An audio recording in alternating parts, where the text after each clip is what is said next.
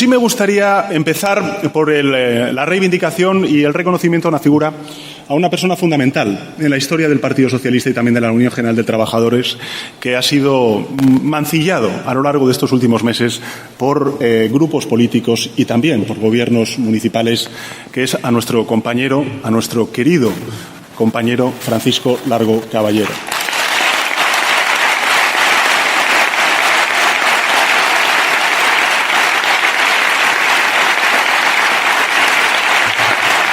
Porque en estos tiempos en los que algunos quieren encerrarle en el olvido, mancillar su recuerdo y su memoria, nosotros y nosotras nos empezamos a reivindicar y a recordar en su trabajo.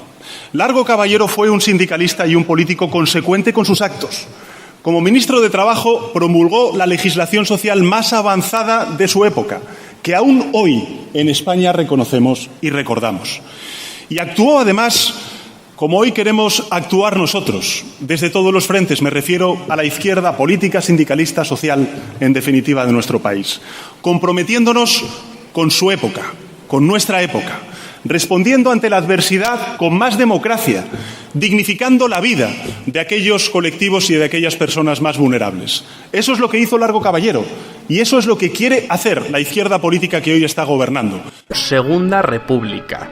En el 33 volvió a haber elecciones y esta vez ganó una coalición de derecha que acabó encabezando Alejandro Lerroux. Fue un periodo de gran inestabilidad, con un intento fracasado de golpe de Estado, la Revolución de Octubre de 1934 en Asturias, que estuvo alentada por importantes dirigentes del PSOE como Largo Caballero. El Partido Socialista y la UGT pasaron a ser dirigidos por el exministro de Trabajo, Francisco Largo Caballero, quien, tras la derrota electoral, promovió una fuerte radicalización ideológica. Largo Caballero se había convencido de que la democracia parlamentaria ya no ofrecía alternativas a la clase obrera. Cuando Largo Caballero alcanzó el control, los diputados socialistas abandonaron sus escaños en las Cortes y empezaron a preparar una insurrección general revolucionaria. En febrero de 1934, el socialismo pasó a organizar una insurrección armada revolucionaria para tomar el poder. La insurrección de la izquierda era un claro preludio de la guerra. Es por ello que hay algunos autores que sitúan el inicio de la guerra civil en el 34.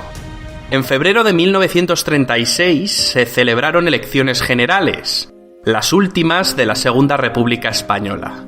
Las izquierdas, para ganar, se unieron en lo que se llamó el Frente Popular, una coalición de socialistas, comunistas y anarquistas. La cosa estuvo muy empatada, pero la coalición Frente Populista acabó obteniendo la victoria, no exenta de sospechas de fraude. El PSOE estaba cada vez más dividido. Para Indalecio Prieto era prioritaria la defensa de la República. Sin embargo, la facción más radical, representada por Largo Caballero, apodado el Lenin español, se inclinaba porque los obreros se apoderaran del poder político, al margen de la legalidad, para iniciar las transformaciones sociales. Largo Caballero abogaba por una revolución social que habría de conseguirse por la violencia. Mantengo el criterio de que hay que apoderarse del poder político revolucionariamente. La revolución no se hace con gritos de viva el socialismo, viva el comunismo y viva el anarquismo. Se hace violentamente. Si triunfan las derechas, nuestra labor habrá de ser doble, porque con nuestros aliados podremos laborar dentro de la legalidad, y ganando las derechas tendremos que ir a la guerra civil declarada. Mira, Largo Caballero, el dirigente socialista en tiempos de la República y de la guerra, era un irresponsable, era el tipo, era más radical, más de izquierdas, más virulento que los propios comunistas, ¿no? Era un tipo que, preso de una retórica, claro, es que decía Largo Caballero, decía, si no ganamos, decía, vamos a acabar la lucha de clases y para eso vamos a exterminar a una clase. Lo decía antes de la guerra, ¿no? Cuando uno lee los periódicos, cuando uno sigue de una manera seria la retórica de los distintos grupos tal, se da cuenta de que todo estaba encaminado es que pedían a gritos, y eso es lo terrible, ¿no? Que esa pandilla de hijos de la gran puta, esa pandilla de gentuza política, ¿no?, irresponsable, como Largo Caballero, como todos ellos, como Gil Robles, como Carlos Sotelo, estaban arrastrando a la gente, que a la gente le importaba un bledo la guerra, que mi abuelo, mi tío, mi padre, la guerra. Ellos que éramos más el pueblo que los que... O sea, esa gentuza estaba arrastrando de manera irresponsable y vil, cainita, por intereses partidistas personales, por medrar, por el poder, por el gobierno, por tener la cartera, por trincar, por lo que fue, por lo que es la política, estaban arrastrando a un país entero a la barbarie y estamos todavía en este año hablando de esta mierda, discúlpenme la palabra, pero es que cuando pienso en esa gentuza se me va la olla.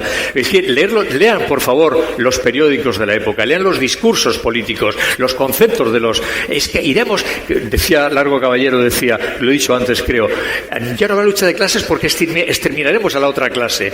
O sea, era esa la retórica. Entonces la guerra era inevitable. ¿Quién acabó con la República?